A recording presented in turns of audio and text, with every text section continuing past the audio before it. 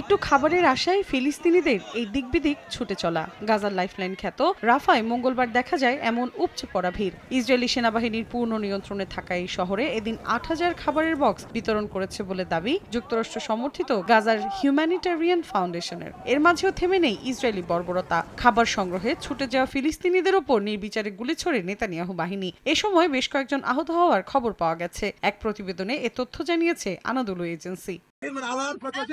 আমরা দেখলাম অনেকে ময়দা সংগ্রহ করছে, কেউ আমাদের কাছে কোনো কার্ড দেখতে চাইছে না। সংস্থাটি সবাইকে বক্স সংগ্রহ করতে বলছে। চরম দুর্দশার দিনে এই খাবার কিছুটা হলেও আমাকে স্বস্তি দিচ্ছে। তবে উপত্যকাটিতে চরম বিশৃঙ্খলভাবে জিএইচএফ ত্রাণ সরবরাহ করেছে বলে অভিযোগ করেছেন জাতিসংঘের মুখপাত্র স্টিফেন দুজারিক। এক সংবাদ সম্মেলনে তিনি বলেন, ত্রাণ এমনভাবে বিতরণ করতে হবে যাতে সেটা নিরাপদ ও নিরপেক্ষতার ভিত্তিতে হয়। প্রাণ সসের মাখামাখি টেস্ট নুডলসকে করে তোলে আরো ইয়ামি আরো জোস। প্রাণ সস, সসের বস।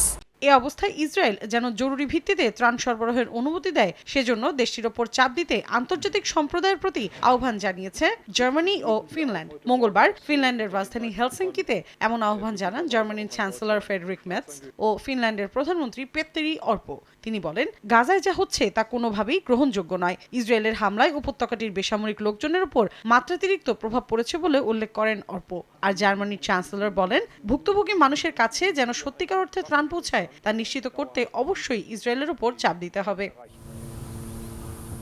এত কিছুর মাঝেও গাজায় থেমে নেই নেতানিয়াহু বাহিনীর আগ্রাসন। এদিন উপত্যকাটির দক্ষিণাঞ্চলীয় খান ইউনিসে হামলা চালায় আইডিএফ। এতে হতাহত হন বেশ কয়েকজন। এক বিবৃতিতে বিষয়টি নিশ্চিত করে গাজার স্বাস্থ্য মন্ত্রণালয়। মৌসুমী সাথী, সময় সংবাদ।